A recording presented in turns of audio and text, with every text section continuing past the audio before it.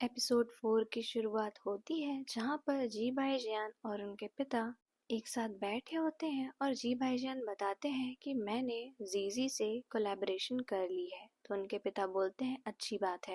फिर उनके पिता बताते हैं कि तुम्हें पता है हमारे जो रफ जेम स्टॉक थे उसका स्टॉक कहाँ मिला। तो जी भाईजान पूछते हैं कहाँ। तो उनके पिता बोलते हैं सॉन्ग परिवार के वेयर हाउस में। उसके बाद वो बताते हैं तुम्हारी माँ बहुत ही ज्यादा अच्छी आर्टिस्ट थी और वो बहुत ही ज्यादा पैशनेट हुआ करती थी ज्वेलरी डिजाइन्स को लेकर। इसीलिए हमारे शादी के बाद उसने अपने फैमिली के एंशियंट गोल्ड क्राफ्ट्समैन को ले आई और वही थे जिसने दाफू ज्वेलरी बनाई। पर रफ जेमस्टोन के चोर ने अपना हाथ इस ज्वेलरी में मारने की कोशिश की। तुम्हारी माँ इतनी ज्यादा प्राउड थी कि उस चीज से कभी बाहर नहीं निकल पाई। जिस पे जी भाईजान बोलते हैं कि मुझे पता है, मुझे कभी नहीं लगा था कि हमारे जेमस्टोन सॉन्ग फैमिली में मिलेंगे, लेकिन हमारी दाफू ज्वेलरी मार्केट से जाने के बाद ही उनकी ज्वेलरी ऊपर आ गई। तो इसका मतलब मेरा जो सो कॉल्ड दोस्त शैन है वो बहुत ही ज्यादा सिनिस्टर प्लान बनाया है। उसने मुझे स्टारलाइट ज्वेलरी से बाहर निकालने की कोशिश की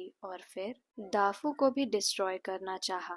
तुम कभी मत भूलना कि तुम सॉन्ग परिवार के पास क्यों जा रहे हो। जिस पे भाईजान बोलते हैं कि आप चिंता मत करिए, मैं कभी नहीं भूलूंगा जो भी उन्होंने आपके साथ और मेरे साथ किया।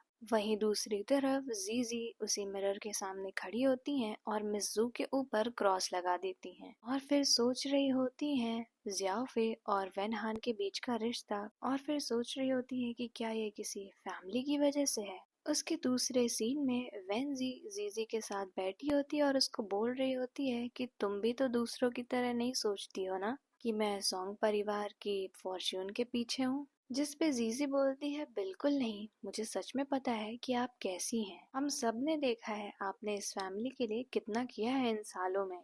ये पूरी गलती मिस सू की है, आपका इसमें कोई हाथ नहीं है। जिस पे वेंजी बोलती हैं कि तुम सच में बड़ी हो गई हो। ये सुन के मुझे बहुत अच्छा लगा और वो रोने जैसी हो जाती हैं। मैंने जो तुम पे इतने सालों तक ध्यान दिया वो बेकार में नहीं गया, लेकिन अगर तुम्हें कोई भी परेशानी हो तो तुम्हें मेरे पास आना चाहिए था। जिस पे जीजी बोलती है कि मैं कैसे आती, आपने मिज्जू को यहाँ ले आया था, अगर मैं आपके पास आती तो मैं आपको भी इस चीज में घसीट लेती। जिस पे आंट वेंजी बोलती है कि ठीक है, लेकिन आगे से कुछ भी हो तो सबसे पहले मेरे पास आना। और उसके बाद जीजी बोलती है कि आपके बाल अभी भी गीले हैं, रुकिए मैं सुखा देती हूँ। और जब जीजी उनके बाल सुखा रही होती है तो वो उसमें से एक बाल ले रही होती है। तभी वेंजी बोलती है कि जो भी वेनहान ने किया वो बहुत ही ज्यादा बुरा था, लेकिन क्या तुम सच में उसे छोड़ना चाहती हो। जिस पे जीजी रोते हुए बोलती है कि मुझे नहीं पता, और फिर बोलती है मैंने ज्यादा बोल दिया, आप अब आराम करिए, और वहां से चली जाती है वही बाल लेके। उसके बाद वेंजी वेनहान को कॉल करती हैं तो वेनहान बोलते हैं हाँ माँ बोलिए। तो जिस पे वेंजी बोलती हैं कि मैंने तुम्हें कितनी बार कहा है मुझे माँ मत बोला करो। तो वो बोलते हैं माफ करिएगा मिसेस सॉन्ग बोलिए। और फिर वेंजी यानी कि उनकी माँ बताती हैं कि मुझे अभी भी लगता है कि जीजी तुमसे प्यार करती है, तो तुम्हें जो भी बन पाए तुम करो और उसको वापस ले आओ। और उसके बाद वो बोलती हैं कि हमारे प्लान के हिसाब से जीएन हट जाएगा तो जीजी एक लौती वारिस बनेगी, तो मैं चाहती हूँ तुम इस प्लान को खराब मत करना। जिसपे वो बोलते हैं ठीक है। और उसके दूसरे सीन में जीजी जियाफे के कमरे में जाती है और कई बार बुलाती है पर कोई आवाज नहीं आती है जियाफे की। तो जीजी उसी के हेयर ब्रश से एक बाल ले लेती है और वहीं पर अपने रूम में आती है और मिरर के सामने खड़ी होकर बोल रही होती है अब सिर्फ मुझे वेनहान का बाल चाहिए। और उसी टाइम वेनहान उसे मैसेज करते हैं कि मैं सब कुछ सही कर दूंगा और मैं वहाँ तुम्हारा वेट करूंगा जहाँ हमारी पहली डेट हुई थी। तो जीजी सोचती है कि तुम तो खुद ब खुद मेरे पास आ गए। वहीं दूसरी तरफ यिन और भाईजान आपस में बात कर रहे होते हैं। तो यिन बोलते हैं क्या मैं बाहर मजे करने जा सकता हूँ। तो भाईजान बोलते हैं बिल्कुल। और यिन जैसे ही जाने लगते हैं तो भाईजान बोलते हैं अगर तुम गए तो मैं तुम्हारी मोटरसाइकिल बेच दूंगा। जिसपे यिन वापस आ जाते हैं और तभी जीजी भाईजान को कॉल करती है और उसके बाद भाईजान उस कॉल को यिन को दिखाकर मुस्कुरा रहे होते हैं और फिर लाउड स्पीकर पर करते हैं। तो जीजी बोलती है अपना शेड्यूल क्लियर कर लो, तुम मेरे साथ आ रहे हो। तो भाईजान बोलते हैं ये ऑर्डर है या नोटिस। तो जीजी हंसकर बोलती हैं रिक्वेस्ट है। जिस पे यिन उन्हें थम्स अप दिखा रहे होते हैं और भाईजान बोलते हैं ठीक है एड्रेस भेजो मुझे। और उसके बाद जी भाई जियान कार में बैठे होते हैं और जीजी वेनहान के साथ टेबल पर बैठकर बात कर रही होती है और वेनहान उससे बहुत ज्यादा माफी मांग रहा होता है। तो जीजी बोलती है अगर मैं विश्वास नहीं करती तो यहाँ नहीं आती। तो जिस पे वेनहान बोलते हैं कि हम वापस से शुरुआत नहीं कर सकते। तो जीजी बोलती है मेरे पिता तुम्हें पसंद नहीं करते हैं। और ये सब होने के बाद तो और भी, जिस पे वेनहान बोलते हैं कि एक कंपटीशन होने वाला है ज्वेलरी का, अगर मैं उसमें जीत गया तो तुम्हारे पापा मुझे अच्छा मानेंगे ना। जिस पे जीजी बोलती है कि हाँ अगर तुम वो कंपटीशन जीत गए तो जरूर पापा तुम्हें अच्छे से देखेंगे। जिस पे वेनहान बोलते हैं तो क्या तुम, तो जिस पे जीजी बोलती है हाँ मैं तुम्हारी मदद करूंगी पहले जैसी। और उन्हें याद आता है कि कैसे जब वो वेनहान को ड्राफ्ट देती हैं तो वो उनसे बोल रहे होते हैं कि हर चीज का क्रेडिट लेने की कोई जरूरत नहीं है। और फिर बातों बातों में वो देखती हैं वेनहान के कपड़े पे उनका बाल और वो उठ के जाती है उनके पास और बोलती हैं मैं तुम पे भरोसा करती हूँ, और वो बाल अपने पास रख लेती हैं। फिर बोलती हैं कि अब चलना चाहिए और जाते जाते सोच रही होती हैं ये कंपटीशन की शुरुआत होगी जब मैं तुम्हारी सारी स्कीम्स पब्लिक में एक्सपोज करूंगी। और उसके बाद जीजी बाईजान की कार में बैठती हैं तो वो बोलते हैं मुझे लगता है कि आपको बहुत अच्छा लगता है इतने सारे लड़कों को एक साथ घुमाना। तो जिस पे वो बोलती हैं अगर मेरा सच में कुछ चल रहा होता तो मैं यहाँ आपको क्यों बुलाती, और वैसे भी आपने ही कहा था कि हम इन सब का इस्तेमाल कर सकते हैं तो मैं बस अपना पार्ट प्ले कर रही हूँ। जिस पे भाईजान बोलते हैं कि मैं आपके साथ काम कर रहा हूँ लेकिन आप मुझे कुछ नहीं बताती हैं। तो जिस पे जीजी बोलती हैं पिछली बार जब मैंने तुम्हें कॉल किया था तो तुम मेरे साथ बहुत ही ज्यादा कोल्ड तरीके से बात कर रहे थे और अब देखो तुम ही और जो गुस्सा कर रहे हो। जिस पे भाईजान बोलते हैं तो आपको चीजों को इतना मेस नहीं करना चाहिए था। और जीजी मन में सोच रही होती है अगर मेरे पास कोई और चॉइस होती तो मैं तुम्हारे पास कभी नहीं आती, लेकिन मैं फिर भी इसे टॉलरेट कर दूंगी। और जीजी उनसे बोलती है माफ कर दीजिएगा मुझे। और उसके बाद भाईजान बोलते हैं कि ठीक है अब बोलो। उसके बाद जीजी उन्हें उन तीनों के हेयर सैंपल देकर बोलती है कि इसका पैटर्निटी टेस्ट करिए और ये बताइए कि क्या ये लोग ब्लड रिलेटेड है। जिस पे वो बोलते हैं कि क्या हुआ आपको कुछ पता चला क्या। जिस पे जीजी बोलती है कि मैंने आपका ही हिंट लिया था, मनी, रोमांस और फैमिली, और बाकी मैं रिजल्ट आने के बाद बताऊंगी। जिस पे भाईजान बोल रहे होते हैं आपके कुछ ज्यादा ही सीक्रेट्स हैं। तो जीसी बोलती है आज कितना अच्छा दिन है क्यों ना हम, और तब तक भाईजान बोलते हैं लेक के पास वॉक करें, और वो लोग कार से चले जाते हैं। और फिर वो लोग लेक के पास उतरते हैं और एक साथ जा रहे होते हैं। तो भाईजान जीसी से पूछते हैं कि मैंने सुना है आपके यहाँ कुछ ज्यादा ही अच्छे रफ जेमस्टोन के कलेक्शन है, मैं उन्हें खरीदना चाहूंगा। तो जीसी बोलती है कि हाँ लेकिन मैं उसमें टांग नहीं अड़ाती, पर जब मेरा फियांसे बोल रहा है तो मैं इस चीज में जरूर देखूंगी। और भाईजान बोलते हैं कि मैं गुड न्यूज का इंतजार करूंगा, लेकिन उन जेमस्टोन की बजाय मुझे डिजाइन में ज्यादा इंटरेस्ट है। और वो बोलते हैं कि आजकल मुझे एक डिजाइनर काफी ज्यादा पसंद आ रही है, एनी। तो वो बोलती है क्यों।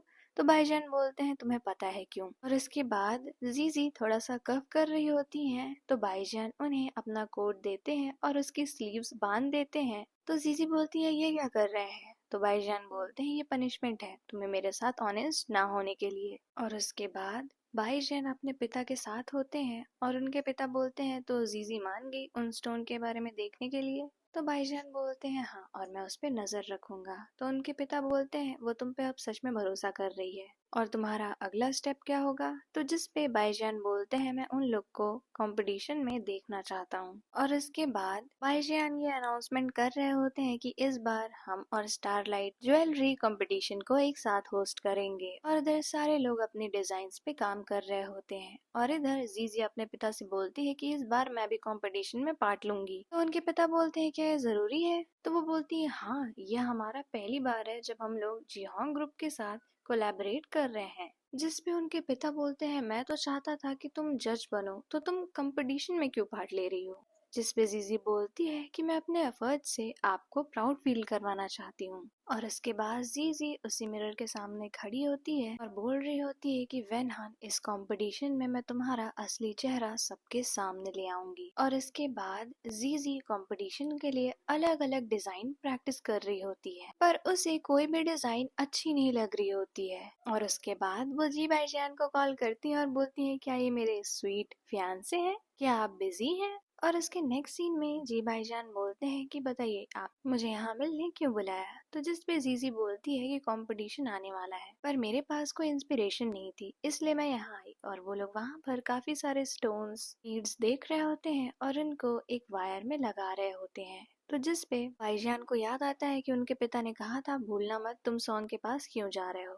तो जिस पे वो बोलते हैं एक बीड उठाकर कि ये आपको श्रीलंकन रफ जेमस्टोन जैसा नहीं लग रहा है। तो जीजी बोलती है हाँ, लेकिन उसकी क्वालिटी काफी ज्यादा अच्छी है, लेकिन आपको इतना इंटरेस्ट क्यों है। तो भाईजान बोलते हैं ऐसे ही क्यूरियस था मैं। और इसके बाद जीजी बोलती है दिखाइए आपने क्या बनाया। तो भाईजान उन्हें अपना ब्रेसलेट दिखाते हैं। तो जीजी बोलती है ये तो काफी अच्छा है, अब चलिए इसे पहना भी दीजिए। फिर भाईजान जीजी को वो ब्रेसलेट पहनाते हैं और बोलती है देखिए मैंने आपके लिए क्या बनाया है, ये काफी ज्यादा आपको सूट करता है। और फिर जीजी बोलती है अब के रिलेशनशिप में लोग सिर्फ एक दूसरे को यूज करते हैं अपने फायदे के लिए, कुछ भी प्योर नहीं है। और उसके दूसरे सीन में जीजी अपने पिता के पास होती है। तो वो बोलते हैं तुम्हारी कंपटीशन की एंट्री कैसे चल रही है। तो जीजी बोलती है आप परेशान मत होइए, मेरे पास एक एक्सपर्ट है, और हाँ ये बात आप किसी को बताइएगा नहीं, मैं इस पे सीक्रेट में काम करना चाहती हूँ और सबको सरप्राइज करना चाहती हूँ, खास करके जियाफे और आंट वेंजी को। तो उनके पिता बोलते हैं ठीक है जो चाहे वो करो।